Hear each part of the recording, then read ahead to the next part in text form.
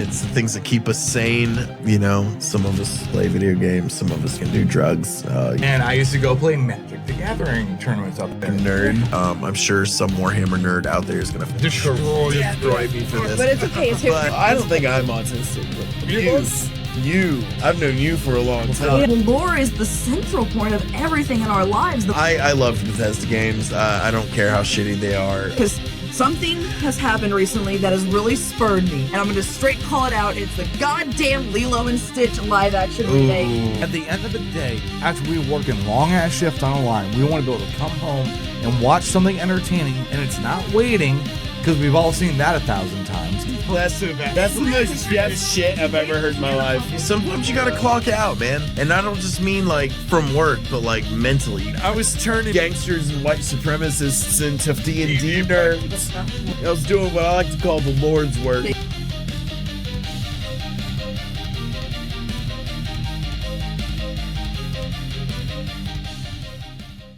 Because So usually there's some build-in, there's some pleasantries. You work your way into this. Like you don't have to go straight into the intro. jump right in. Yeah. Well, that's what we're doing. Hey, I mean, you only have the intro Yeah, pulled up. yeah. See, Here's to getting worse. here's Yep, it's getting worse. getting worse. Hi, everyone, and welcome to More Salt, the podcast about the people behind the pass. Today, I am joined by my friends Chef Joe and Lizz. We're back for another one. This is our third podcast for the day, Yes. which is fucking wild. It's been a long day. Good day, though. You know, we talk a lot about work, but I think the things that we do outside of work are equally as important. It's the things that keep us sane. You know, some of us fucking play video games, some of us fucking do drugs. You know, whatever your fucking alley is. We all have our modes of release. Oh, yeah, you have to. You got to be able to decompress at the end of the day. Yeah, absolutely. You know, I've been increasingly, thanks to my friend Quaid, been getting into Warhammer. You know, which apparently is a not an uncommon thing for line cooks and shit. Is it really? Dude, I have a dude that works for me right now. But he's super Warhammer nerd, you know, so I can make certain references to him that I can't really, like, no one else is gonna get, but he's gonna understand them. Right. You know, the same kind of jokes that I can make toward Quaid, which is crazy. Like, I used to be like, I'd listen to Quaid talk about Warhammer forever, and like, what are you talking about right now? You know, but the more he pushed me into it, the more I learned. I was like, this is kind of dope, you know? And it's been something that I've been able to at least kind of focus on outside of work that keeps me distracted from the troubles of the day. So I know it's more than just the figurines. Like it's a full-on game and like world building and Right. stuff. Right. Like We're on the same page here, so. Yeah. So you've been- I built my first models. Quaid. Okay, so you get into the wow. full like model building as well. I have Like, one over here somewhere on the bookshelf. But so Quaid was nice enough to lend me a set of, I think they're called Infernus Marines. They're all dudes with like flamethrowers and shit, right? And so I sat there and I had to build these little dudes. Do you need the models to play the game? To play the tabletop, yes. You have to have So you models. actually have to move. Okay. So I've not How played. much money do you have to invest in this game to just start? I would be willing. I mean, oh man. I'm not opposed. Like, I'm just trust me, as someone now- who gets into so many fucking crafts. Dude, Quaid would love to be here for this episode. I know. We're gonna have to do a follow-up episode for this. Sorry, Quaid. Love you, buddy. This one's for you. So like each of the box sets that I found, they vary in sizes, how many dudes you get out of each one. They can range, dude, a single dude, like if it's a badass one, can be like $30. Oh, I've definitely seen, like, trust me, I've been in those shops Right. and I've perused those models just I've because I seen- like painting them. Like, there's I like painting miniatures. There's something fun about painting that's and what I'm- decorating the miniatures. So That's I've, like, where I'm looked getting at to 'em. now. Is I I've never want bought the Quaid dudes, to, but I bought like the creatures and the other stuff. like Just Tyranids and shit. yes. Quaid's gonna kind of lead me into the whole like priming the model and painting it and all that stuff. There's like I've seen some box sets where it's like 20 models, and that'll be like $300. To play the game itself, like to buy. So you whatever have it is- to. There's okay. This is what I understand. I've not played the game, but I'll tell you what I know. So you haven't even played the No. actual game. This. This is the hard part. I know so much about Warhammer, and I don't even know a single person who has played the game itself. I want to play the game. I want to know more And the about thing it. is, but- so in Oklahoma, there's this place called Nerdy Meeple. And I used to go play Magic the Gathering tournaments up Fucking there. nerd. Oh, yeah, I got some fucking killer decks. Don't even start with me on that. But they had That's a full- world I understand. I understand that world. But they had a full-on castle for Warhammer.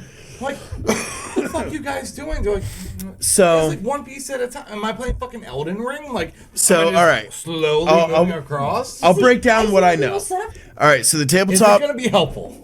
Sorta. So you each person, and as far as I know, you can have multiple players on a table, right? And you need a pretty large space because you have to set up terrain, and it's like a hexagonal Yeah. map, right? So you It's can like move. Civ 6. It's, I think Like you in can Catan? sort of, yes. It's okay, yeah. So I you hate can kinda, Catan, but I understand that. you can kind of move like certain amounts of spaces, depending on. God, I don't know I if it's what you understand that. roll or I don't Oh, if know. there's a hill, it takes one away, whatever, maybe, yeah.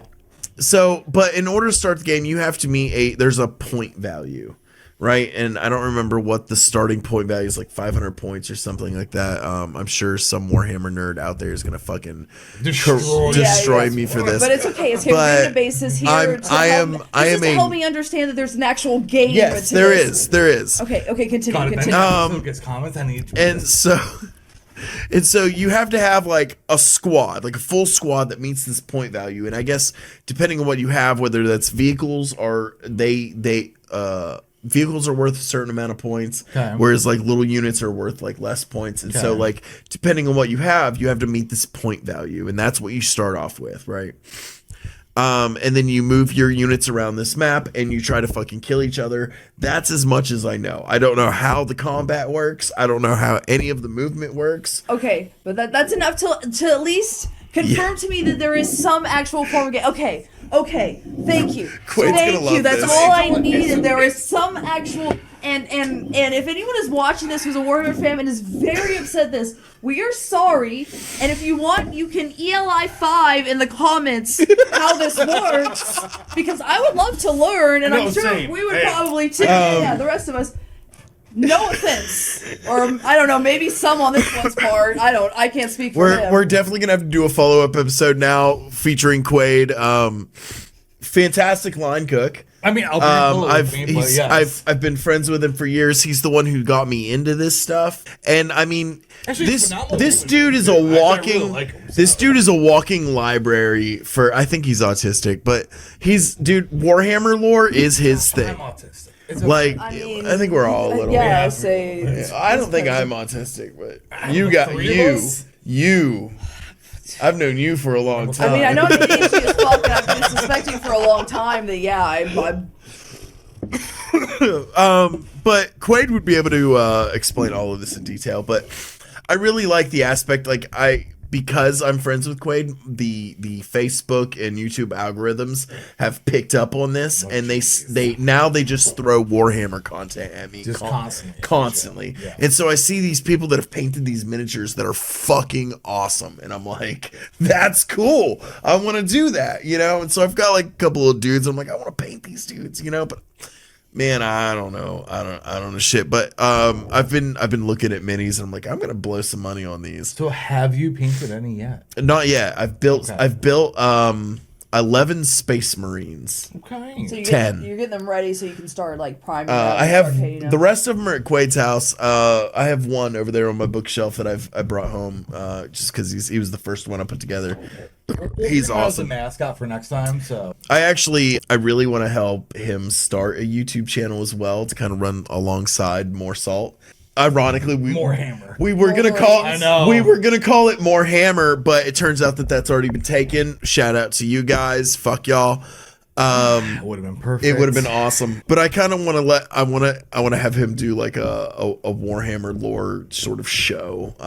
Very like Fat Electrician-esque. That'd be good for him. If any of y'all know who that is, shout out to that guy as well. Fucking love Fat Electrician. But for Warhammer lore, I think it'd be I fun. think Quaid would be good at that too. He'd be perfect for it. Like I said, bring a blanket, bring a pillow, relax. We're definitely gonna do.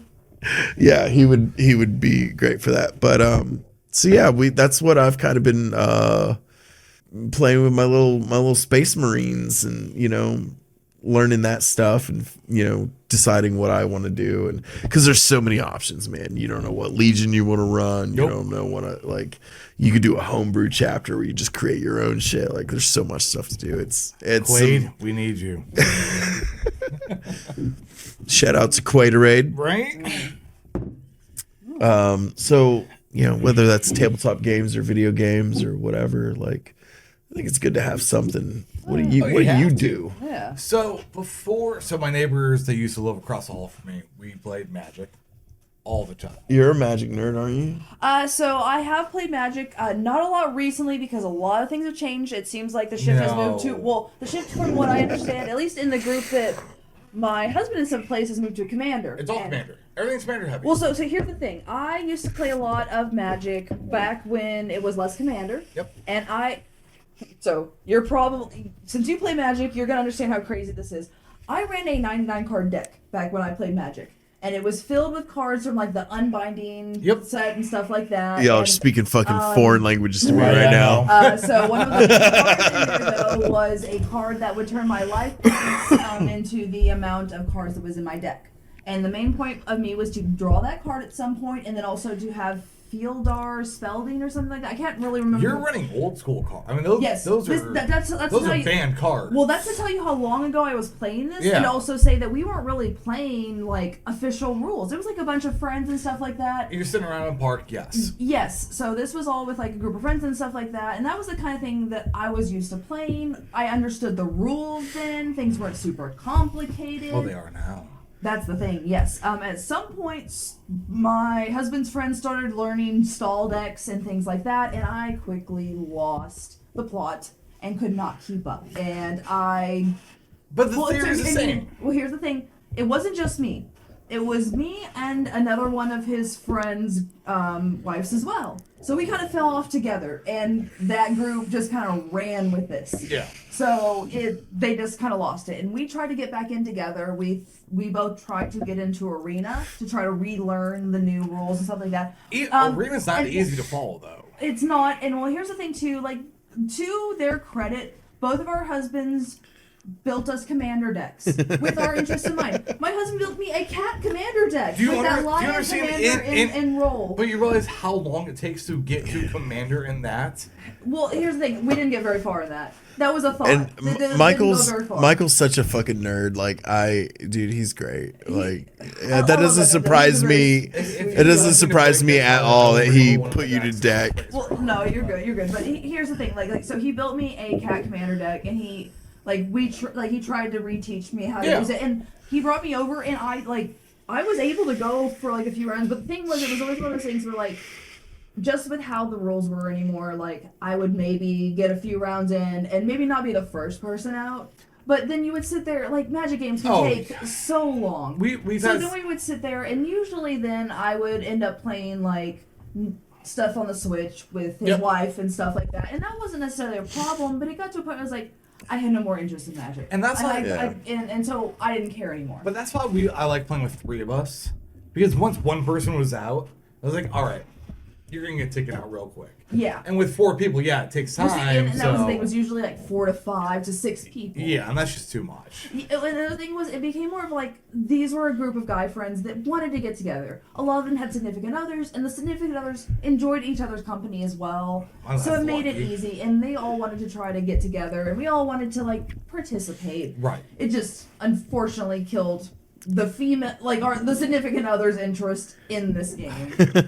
That makes sense though. Yeah, it really Can't, does. you can't do everything together. You can't. And we still have other interests together that we can enjoy and stuff. Like, we still enjoy video games together and stuff like that. Like, What's so- a recent game you've been playing? for me, Yeah. so the most recent actual video game I played was I got really hardcore into the Yakuza series. Okay.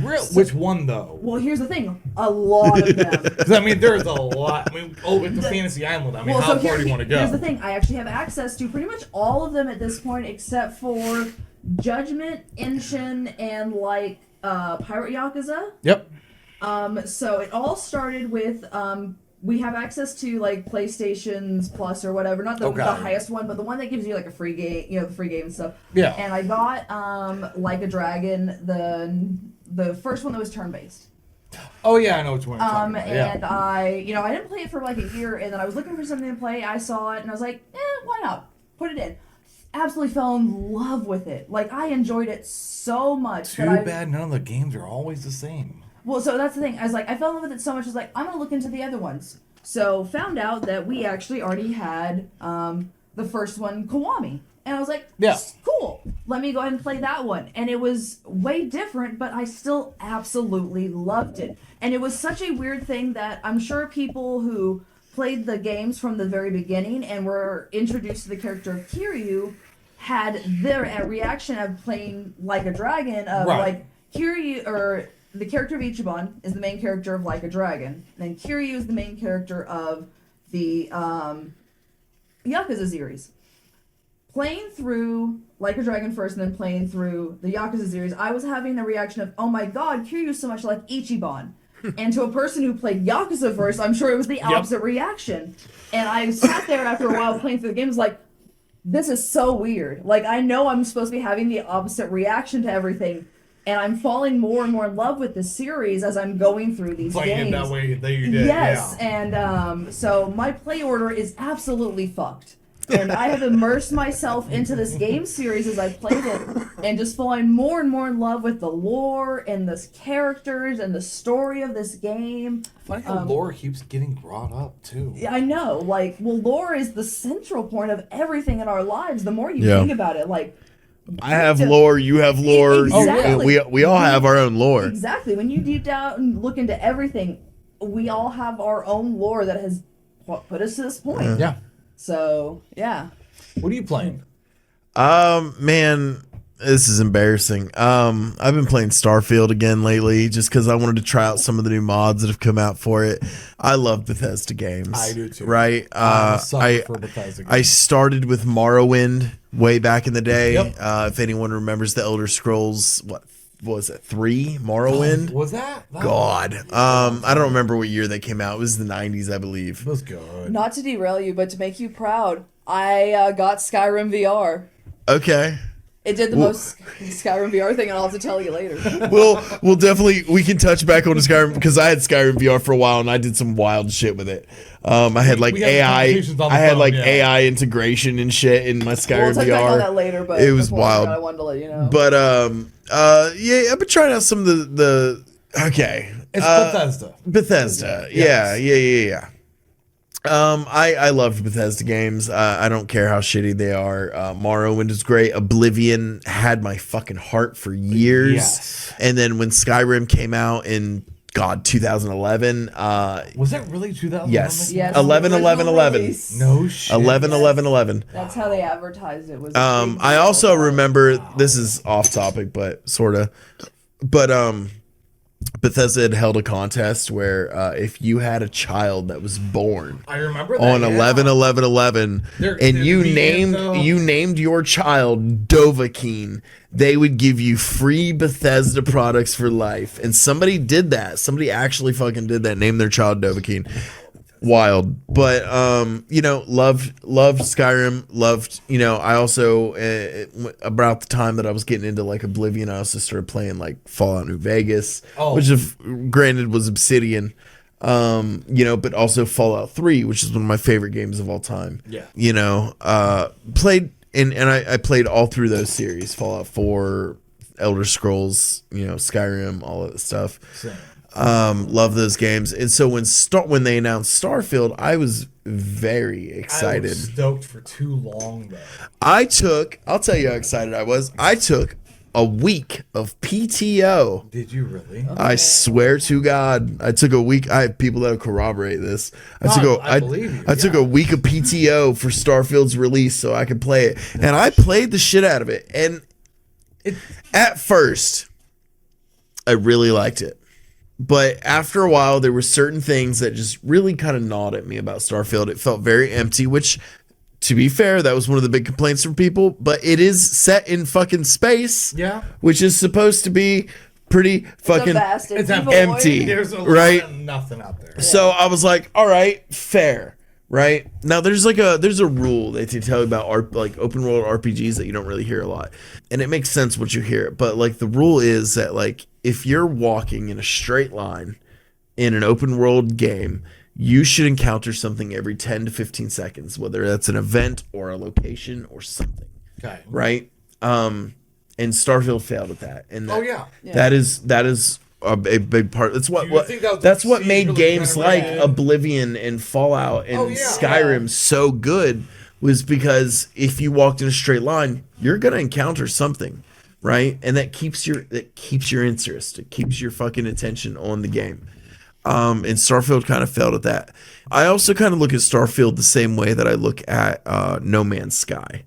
Never played No Man's Sky. Dude, when No Man's Sky I've was heard first really good announced, things after the patch. Yeah. it was super hyped. Yeah. And everybody was really excited for it. A lot like Starfield. But when No Man's Sky dropped, it ended up being one of the biggest disappointments in the video gaming That's what I community, heard, right? yeah. It was not good. They failed to deliver on certain promises they had. And it took years of updates and free DLC and whatever they had. Just to make it right. But No Man's Sky at this point in time is a fantastic That's what I've game. heard, yeah. It's a wonderful game. It kind of it's like the GTA online scenario where even when Cyberpunk, when too. GTA Online first came out, it was trash. There was nothing to do, and now there's so much to do. Cyberpunk, another good example. Oh, yeah. It did not. It performed poorly when it first came out, And I actually just started replaying it but again now last week, and it's just it's amazing. fantastic. Oh, yeah. It's I haven't even actually played. I have the DLC for that, but I haven't played through it yet. I need Oh, to. yeah. I hear people every time people go back to it, it gets better and better. Oh, so. yeah, absolutely. You know, and I kind of have the same hopes for Starfield, so I go back to it and I check on it every once in a while, right? Because they'll come out with new, it has full mod support now, and a lot of people don't like the paid mods, but like, I support it because they're giving these mod authors a chance to earn some money for their hard work. Which, I mean, and yeah. so I do pay for mods. I don't that's time. I don't think that me spending $5 on a mod is that detrimental to me. And I know that a lot of that money is those mod authors get a kickback for that. And I fully support. I've always supported mod authors, especially for Bethesda games, because they've always kind of had that that thing to them, Yeah.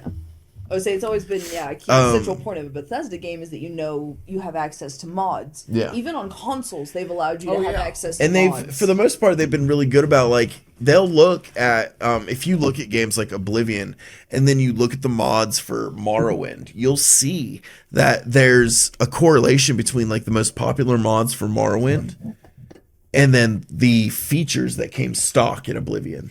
So they're listening to their mod authors, they're listening to their community, and they're saying, okay, these are things that our fans really like. Let's put that in our next game.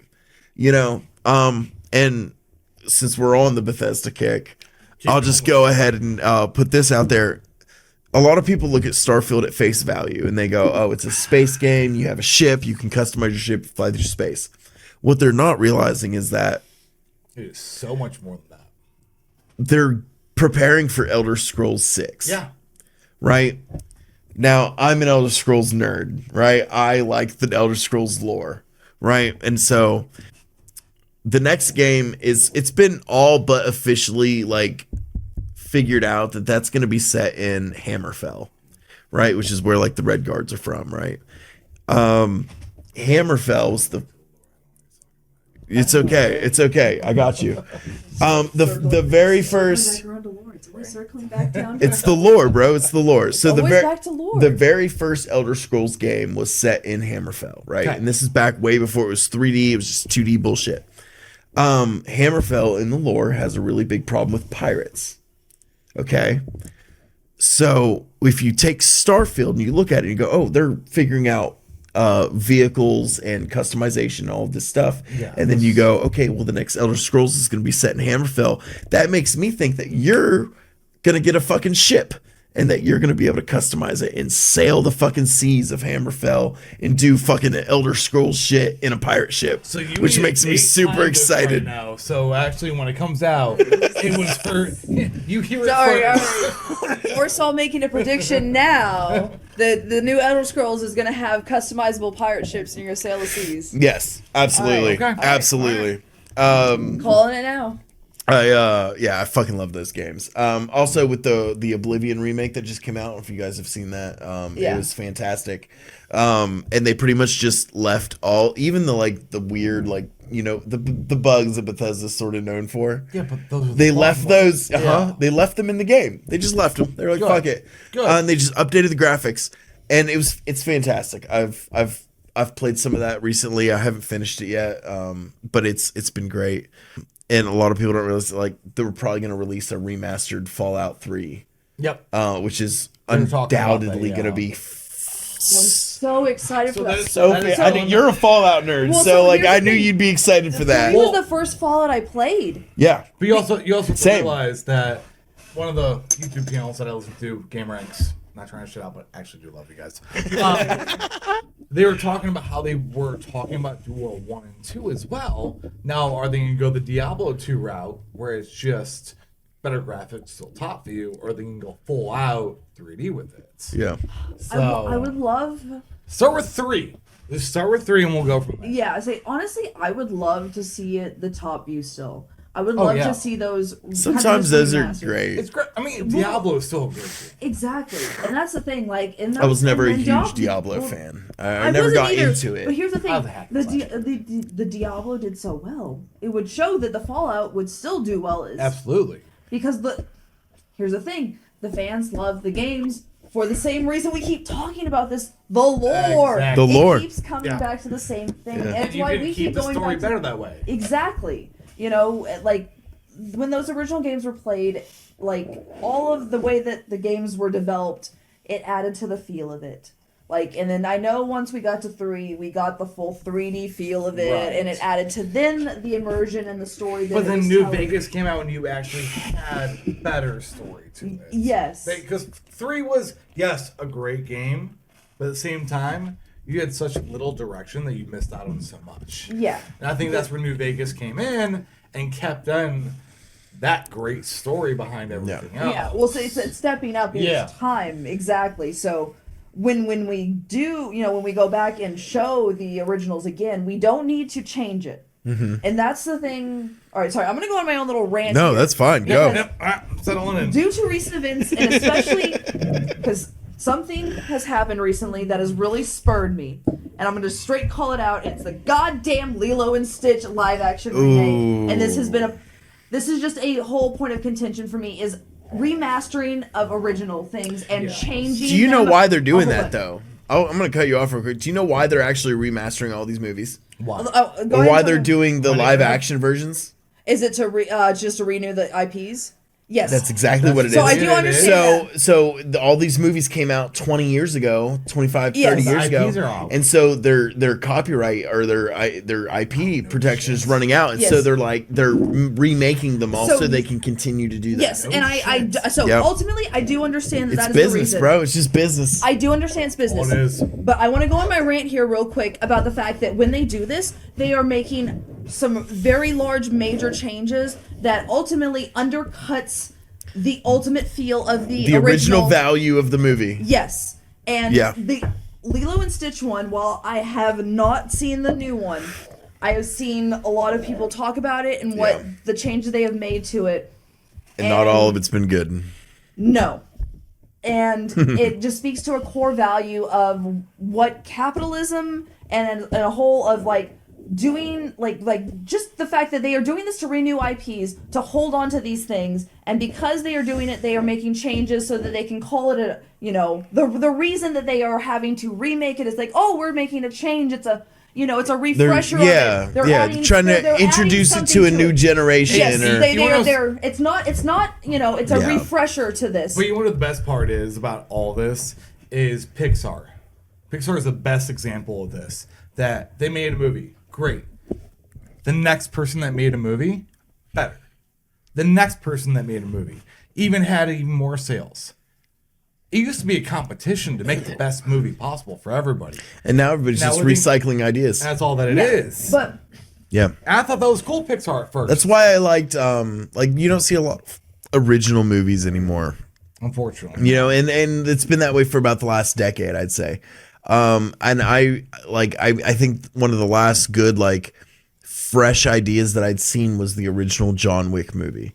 You know, where it was something completely new. It wasn't based off a comic book. It wasn't based off a book. It was just a fresh idea. I think that's why that movie sticks with so many people. Yeah, because it was good. It was original. It was fresh. I can't watch people loved 15 minutes, but yeah. It was great. It was fucking, and that whole series is great. There's so many original ideas out there, and it's just, there's ways that if you want to renew an IP, you can do it without just completely destroying the value of the original. And it's not just Disney. There's other corporations and companies that are doing this. Don't even get me started on Star Wars. We're not starting Disney in studio. Yeah, none of that don't even right get now. me started on Star Wars. Yeah, it's just such right? It's such a shame that. But also think about it too. At the end of the day, after we worked a fucking long ass shift on a line, we want to be able to come home and watch something entertaining, and it's not waiting, because we've all seen that 1,000 times. Yeah. But something that actually has some comedic value that's original. I'm trying to think of the last thing I actually watched that was an original idea that made me fucking feel something. Yeah.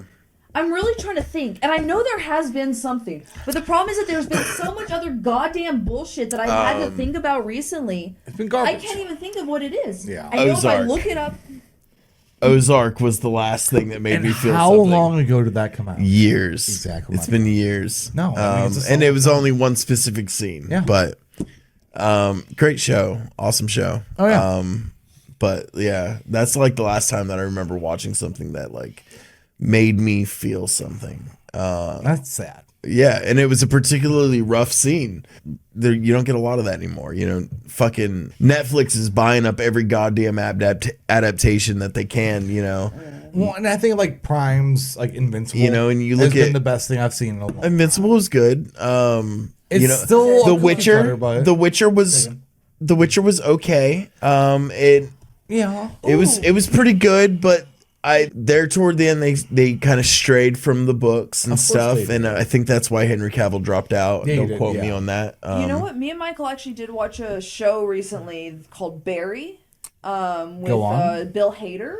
On I what? think I know of this, but I don't think I've seen I'm it. trying to remember what streaming service is on. I'll have to look it up here in just a second. But essentially, he's a murderer trying to like hide it the entire series, and someone's going after him. God, it was real. It's like a dark humor one. Like Right. it doesn't take itself seriously the whole time. He's really, really good at it. He wrote it himself.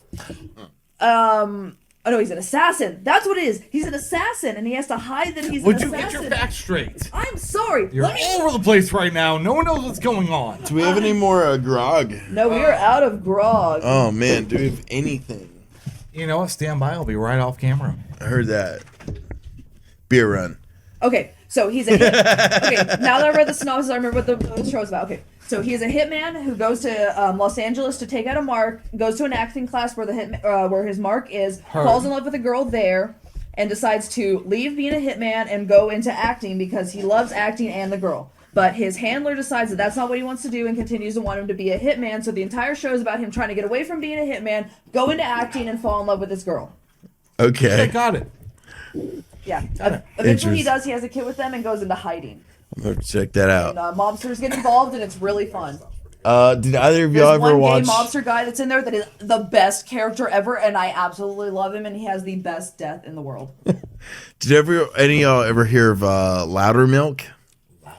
I've heard of it. Loudermilk. I've heard of it. I feel like as a chef and a line cook, you'd appreciate this. So, Loudermilk is, I think it was on Netflix, and it's about this dude who's a recovered alcoholic, and he runs like essentially an AA meeting. Okay. And I mean, dude, this show's fucking hilarious. It's fucked up. I loved it. But he runs this AA meeting. His roommate, who's also supposed to be sober, isn't actually, and like he ends up taking. He ends up being kind of forced into taking care of this like younger girl who is also sort of headed down this path of like addiction and drug use and stuff, and she's all fucked up. It's a fucked up show. It's really funny. If you guys, I've definitely heard of it. Check it out. Like, you know, it's definitely like, especially if you've ever been in any kind of meeting like that, whether it's NA or AA, it's kind of funny. You know, it's relatable. You know, we listen, we don't judge. Such conviction on that statement. I've never been to a meeting. Well, we really do have fucked up outside of work lifestyles, don't we? A little bit. I mean, Chef movies. Y'all ever watch any chef movies? What's your, No. What you we were talking got? about that earlier. Yeah, we were talking about that. Yes, we were talking about Burnt earlier. Burnt with what's that dude's name? Bradley Cooper. Yeah.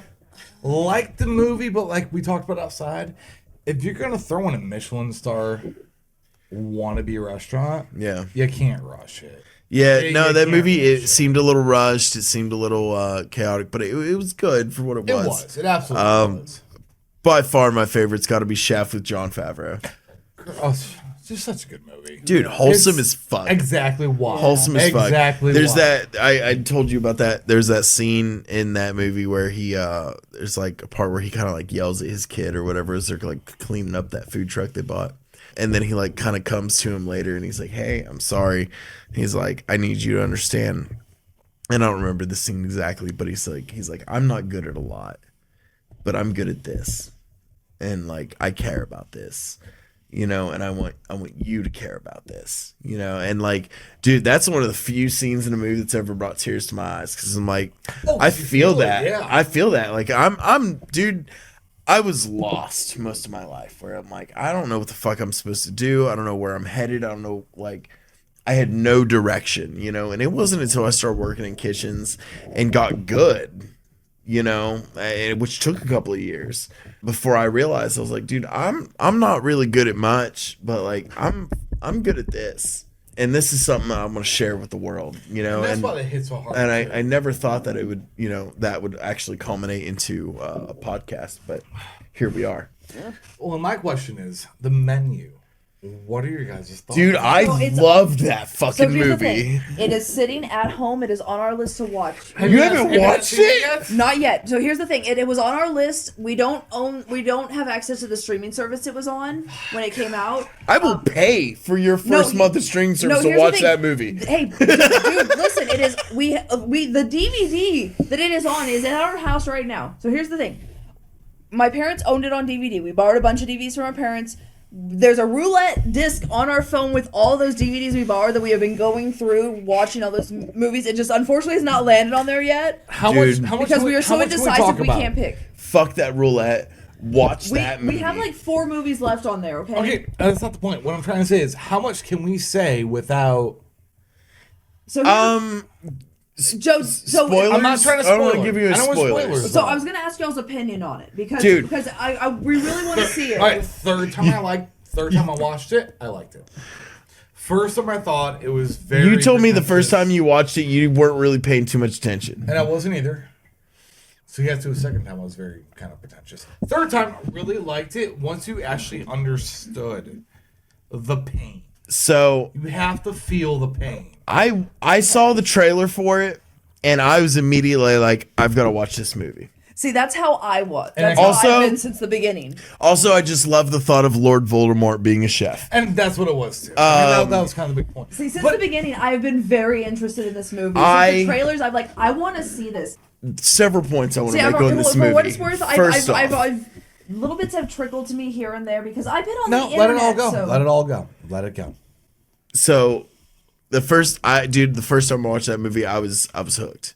I was like, I watched it a second time just a few days later with a friend of mine. you're I think more maybe the fucked girl I up was than I am seeing in at the the head, time. so, yeah. And I mean, it is fucked. It's fucked. But it is also like True and pure. for people that have worked in the industry, especially, I think like there's a little bit of trauma that comes with it. Because like there's that scene. I don't want to ruin too much for you. There's the scene with the sous chef where he introduces the sous chef and the sous chef comes out and he like talks about some dish. And dude, every dish that they made in that show, phenomenal, was absolutely phenomenal. Divine. Yeah. Dude, some of the stuff it was I don't know who they had doing their culinary work in that production, but they crushed. I would love to see. I actually, side note, real quick sidebar. I have a friend. He currently works in California, and he does catering and stuff. For movie sets. That's kind of shit. Shit, you told me about him. And so I would love to have him in here about some of the stuff that because he's worked with.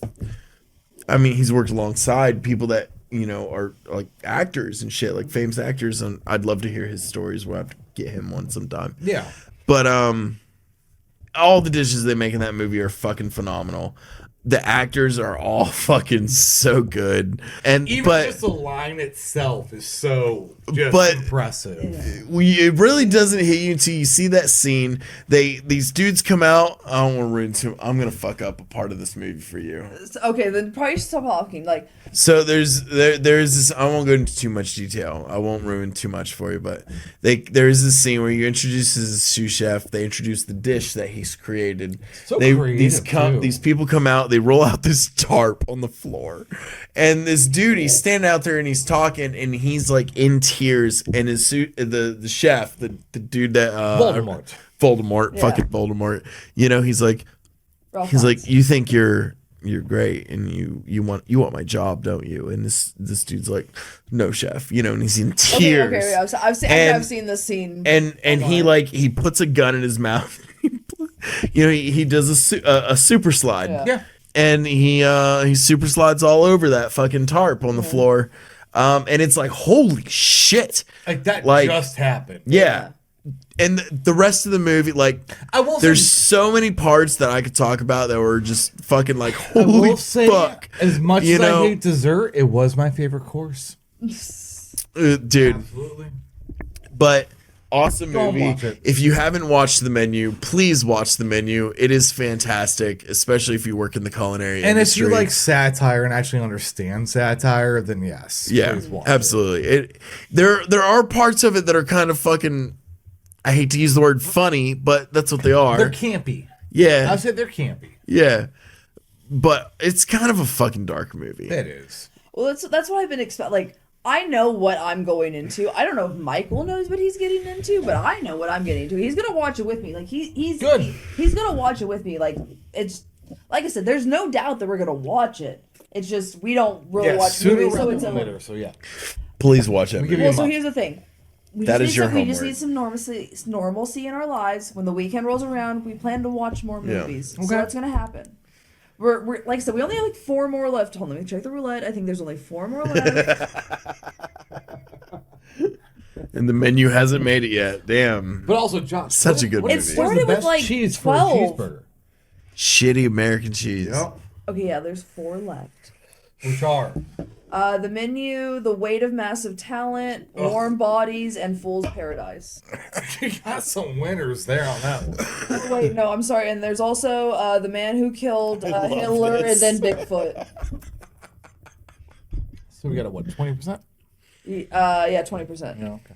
Like I said, it was much bigger than that. It Well, also, no shit. When you started, I bet it was much bigger. That's wild. You have It a also- roulette wheel yeah. on your Well, fucking with phone. him, so we got a whole lot of movies. We started with a bigger stack of movies because it started with some things that he had never seen before that I remembered, and stuff that he remembered that I had never seen before. Because you've been to my parents' house, you've seen their like massive wall of they DVDs. shelves. Like all the whole way Over around the living 500 room. DVDs. They've been Yeah. collecting DVDs since DVDs started coming out. When Yeah. VHSs were a thing, they had a wall of VHSs. My parents, there's something.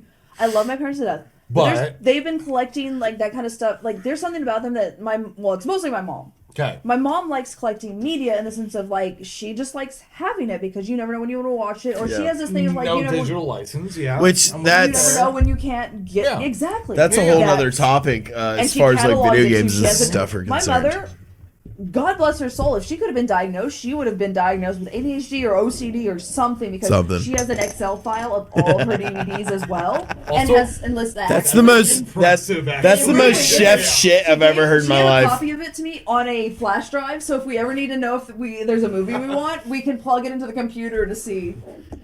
I Dude, love her to death. I'm I in- love In this another woman. life, your mom would have made a great chef. Oh, Oh, yeah. yeah. Oh, yeah. She grew up in France too. No shit. Yeah, for Oh, real. so- From shit. like 3 to 12 years old. No shit. For real. That's She was wild. also left-handed, so she got that beaten out of her by the Real cat. hard, yep. Wait, didn't we talk about this last week? Or 2 weeks ago? I always beat the left-handedness out of him. That's fucked. God damn. Yeah. That's probably how I ended You up know, with this. I respect the owning, the wanting to own media thing, because something that big that's been coming up recently, as far as like, especially with like video game Oh, yeah. players, especially like I'm a big Steam user, right? Same. Yeah. All the games that I own are on Steam. But you don't But know. like you don't actually own those games, No. and so that's a big thing that's come up recently. Is like, if I buy a game on Steam, do I actually own that game, or do I own the rights You to own the that rights game? to the game. You have a key to that game that allows you to play Exactly. And that's Which can be a pulled at any second. yeah, because like a big controversy has come up about like fairly older games that at one point had like online compatibility play, and even though those communities were just about dead, Right. there were still a few people that played those. And so, and then, those companies, whether it be Ubisoft or whoever, they just decided to shut those servers down. And so you those paid that people, money, but now it doesn't exist. and now those people can't play those games. Exactly. And so they're kind of shit out of luck. It's like, dude, I paid for this game. I own this game. Why can't I play this game? And that's a huge thing lately. And of course, there's been some controversial things said by like the CEO of Ubisoft, where he's like, Oh, don't even sorry, Ubisoft. "Yeah, dude, fuck Ubisoft." So my Hence why the game ranks, that I brought up earlier. one of my first actual fights with Michael was about me buying a physical copy of a game. Why?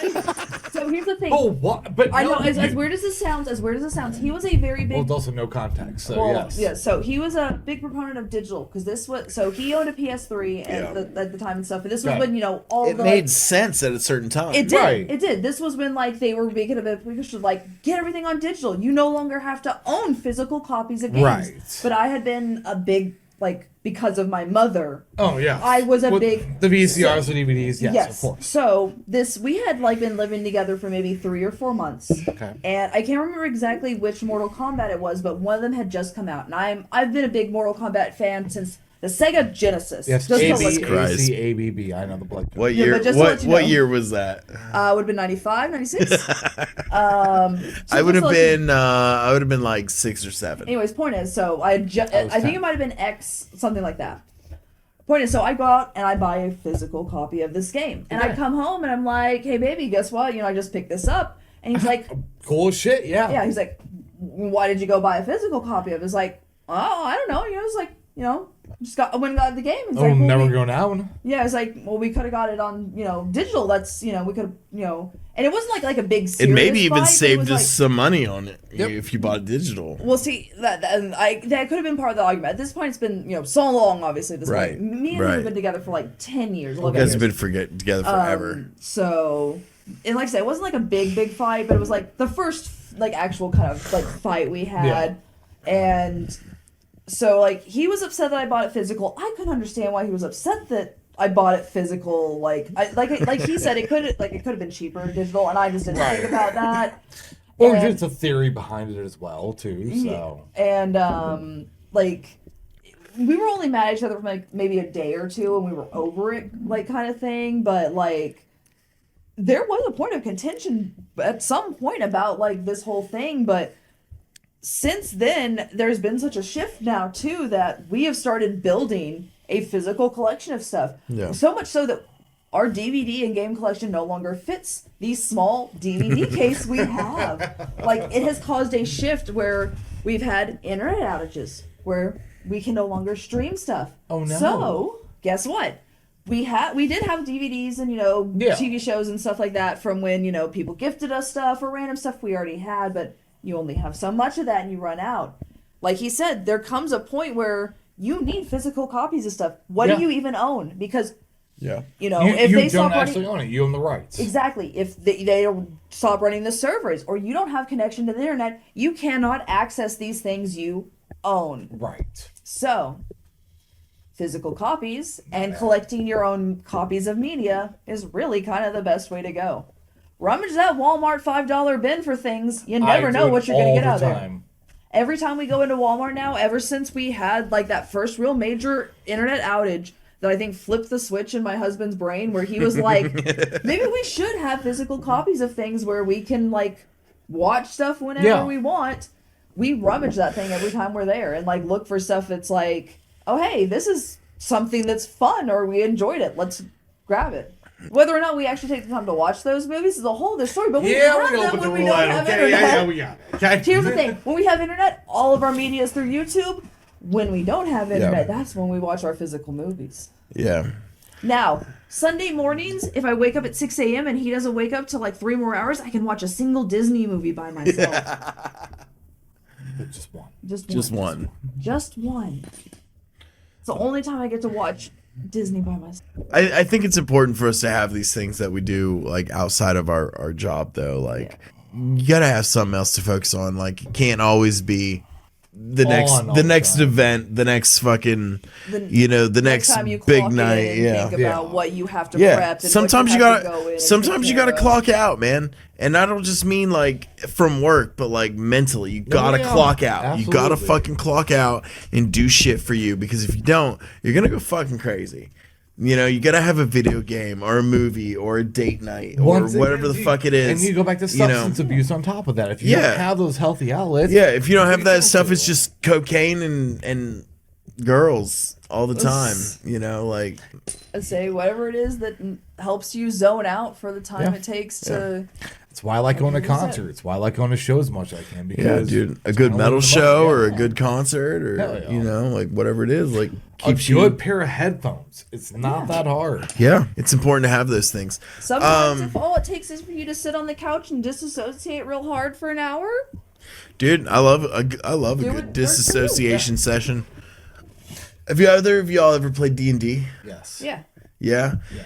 What would you guys how would you all feel about doing like the occasional D&D game? I'll be down for content for a YouTube show. Oh, I'll be down for it. Maybe as some side content for a side channel. Characters, do they have to be based around that corner? Yes.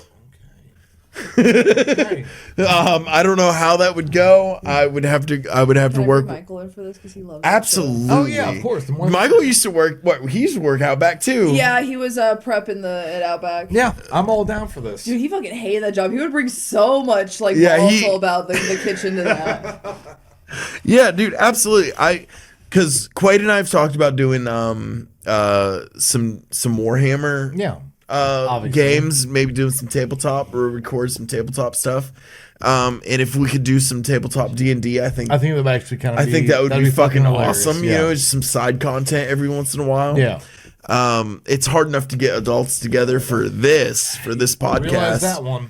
And it couldn't be any harder to get people together to play like D&D, 1 or 2 nights for a fucking month, and film a couple sessions. Just to make it fun too, yeah.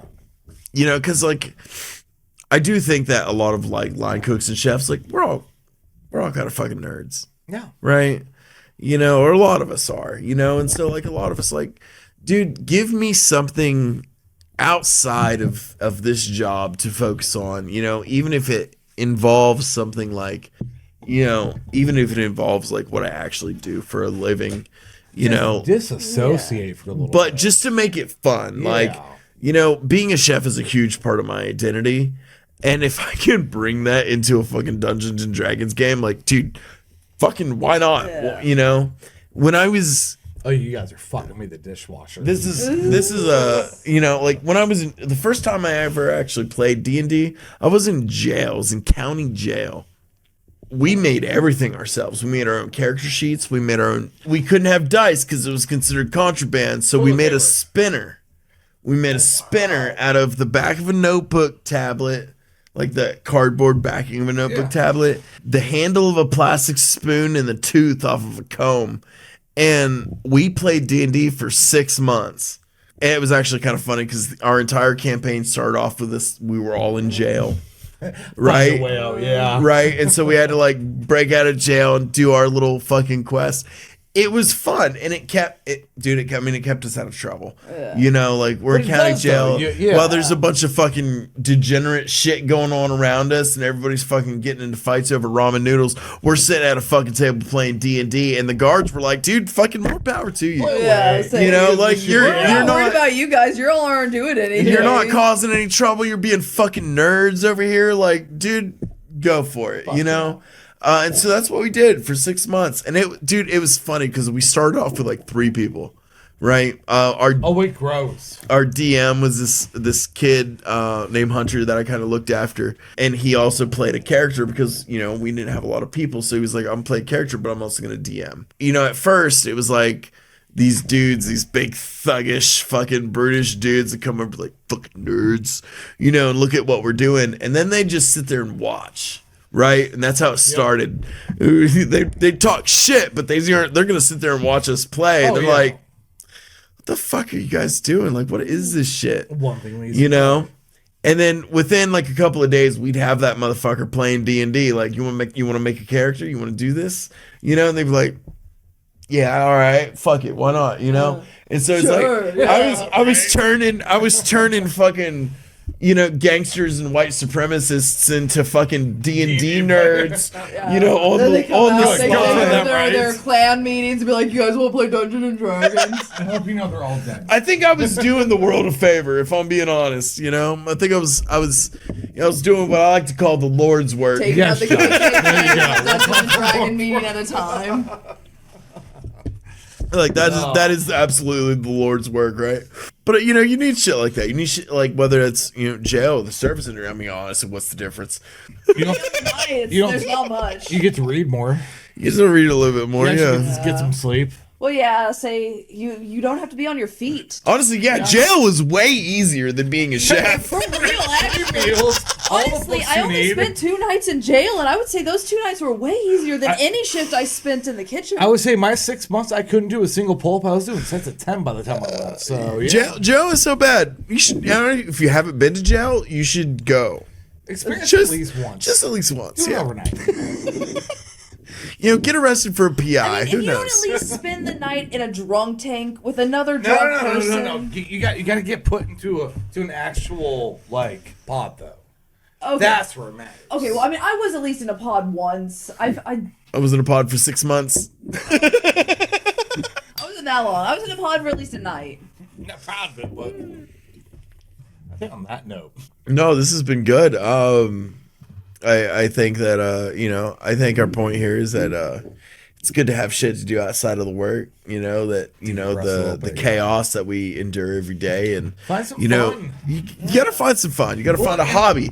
You know, paint some fucking miniatures. Fucking start a D&D game. Play some fucking video games. Do crafts. Whatever it is that relaxes you. Do one thing for yourself. That's all it is. Do one thing for yourself. Yeah. And that's it. Something that does not involve, you know, firing off food or trying to meet, you know, wait times. Like, do something for you. Yeah. You know, even if it is as simple as like standing outside and taking like 5 minutes just to breathe fresh air. Smoke a fucking cigarette. Holy shit, take a shower. Okay, yes. You know, I mean, it's a little thing. Especially if you play Magic the Gathering, please take a shower. Oh, they don't though. It's terrible. Have you ever been to a Magic the Gathering tournament? I have. I have as well. Go to the sink and splash some water on you. You go to more bath on this one? Yes, at least do a bath. Oh my god. That's for a full bath. Splash water at least. Rinse. But for real, you guys take care of yourselves because no one else will. And love yourself at the very least. Yeah, love yourselves, respect yourselves, do what you can, make it through the fucking day, you know. And guess what? You have a shitty day. You're never gonna relive that day ever again. Just keep moving forward. I think that's where we're gonna wrap up this one. Thanks for tuning in, joining us for another episode of More Salt. Fucking stay salty, my friends. Always stay salty.